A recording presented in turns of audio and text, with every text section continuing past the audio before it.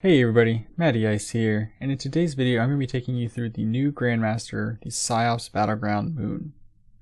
Now, for this Grandmaster, there is currently a glitch that you need to get Platinum for, so when you get the start of this mission, don't proceed too far forward.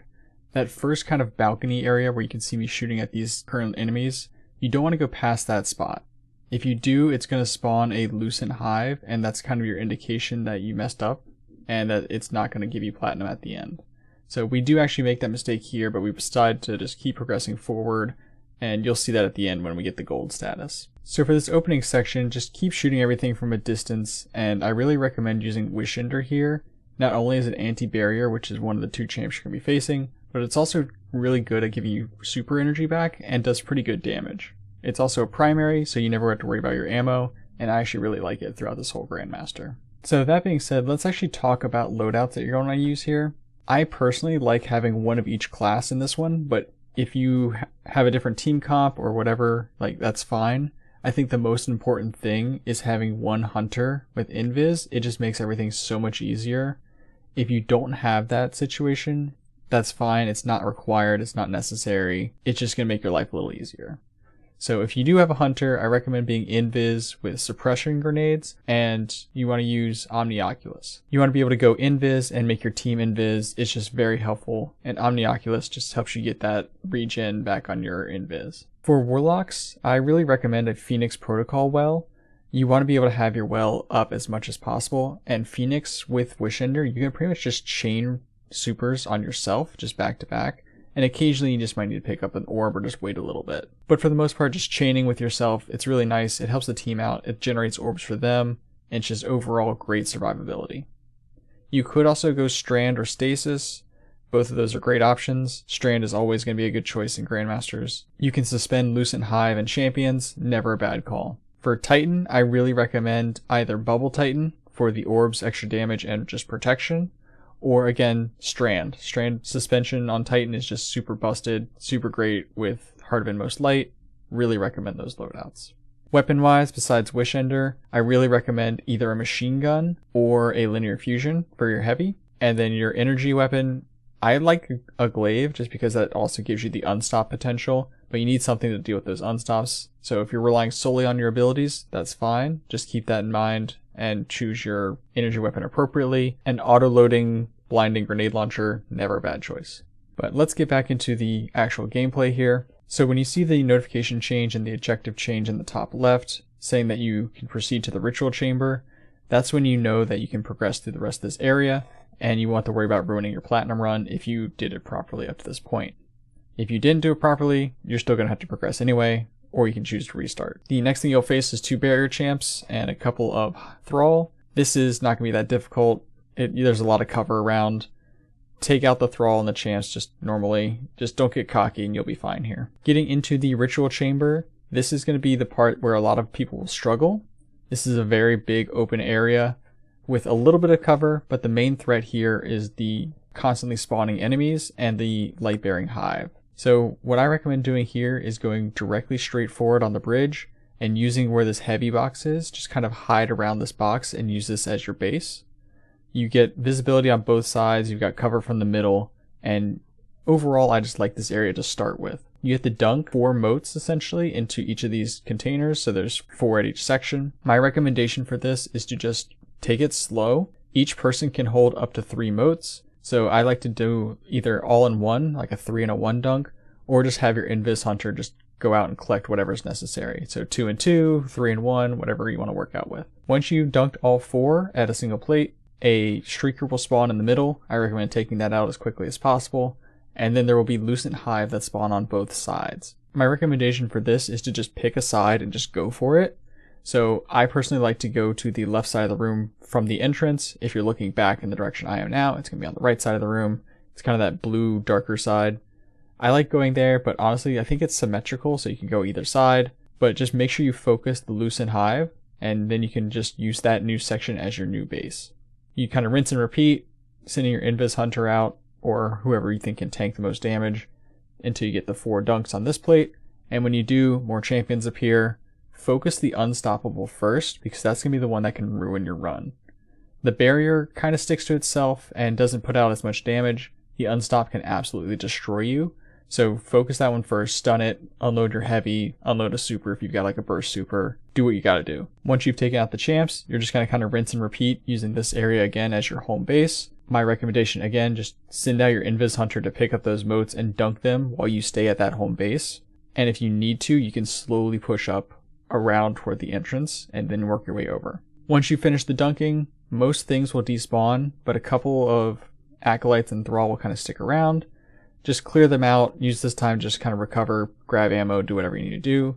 Just remember that the heavy boxes do not give you full heavy ammo, but they do give you full special. Now you're going to progress to the pre-boss fight. This is going to be where you have to try to save your new Cabal buddy from the 2 unstoppable champions. Just take these guys out from a distance. There's 2 of them, so it can be a little tricky to kind of stun them both if they stack up, but for the most part, this is pretty straightforward. Once you've done that, you're just going to walk up. I like to go to about the 2nd or 3rd kind of pillar in. It's the big one on the side. This is going to be where I like to do damage because again, you've got the range with Wish Ender. It's a great spot to be in. You can use your supers if you need to, but honestly, there's no real point. But don't be afraid to use them if you need to. Just helps make things go a little faster. What you're looking to do though is get the boss down to about 75% health. And when you do that, it's going to shoot you into the Mindscape. And once you're there, this little round platform that you land on is actually going to be a bit of a cheese spot if you want to work your way back up there or just keep somebody there altogether. It's pretty safe. You can get shot by a few things, but you're not going to be shot by a lot of things. And most importantly, you won't be able to get hit by the aspects of Savathun's big one-hit kill attack.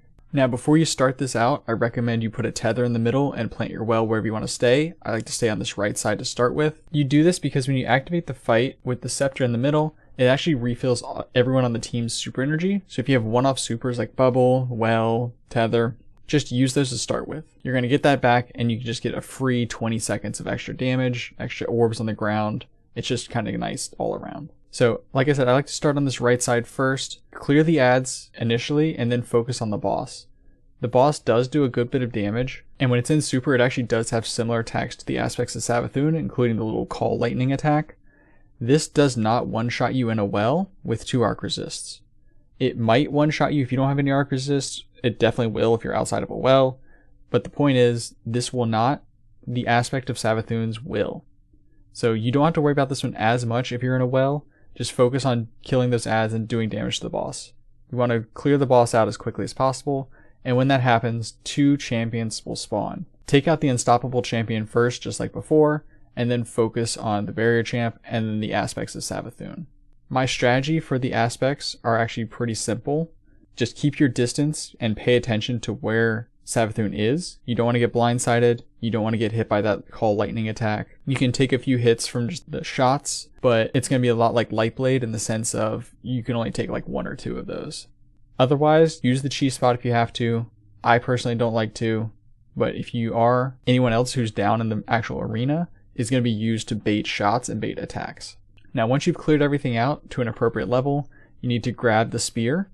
And the way that I like to grab the spear is I wait for Savathun to do that lightning call attack, and then you've got about 10 seconds to go and grab a spear before they'll do it again. There's like an internal cooldown or something with that attack, so just wait for it to happen, and then you can run safely and grab a spear.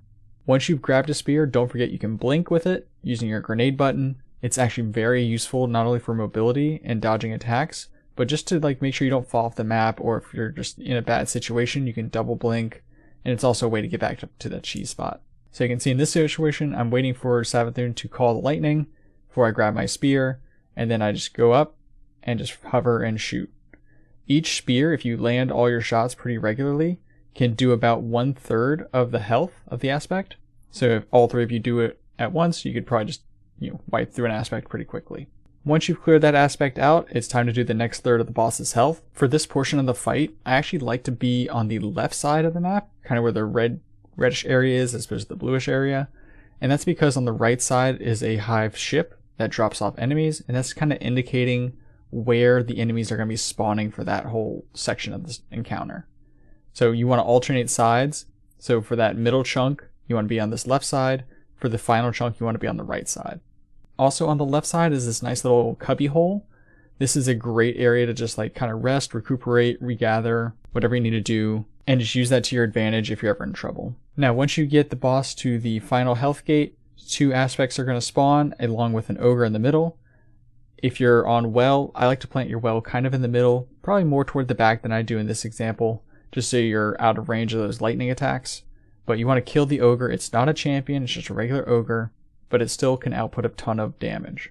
So focus that ogre and the adds, and then again, once you're in a safe spot or a comfortable position with the adds, that's when you have to grab those spears and clear the aspects. Use the little hidey hole, wait for that call lightning attack, and then just make your distance here and start throwing those spears. Don't forget you do have a melee attack with the spear, so if you get an acolyte or 2 around you, you can melee attack and do that little ground slam rather than trying to throw the spear at them.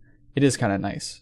Otherwise, you're just kind of rinsing and repeating until you kill this one on the left side, and then once you've done that, you're going to actually focus on the one on the other side, and this one you can actually just throw them across the map. These spears have incredible aim assist and tracking on them. You can pretty much just put it in the general area of Savathûn and you'll be just fine. So in this situation, I really do recommend at least 2 people being on the ground. It just makes it go a lot faster, but make sure you don't clump up.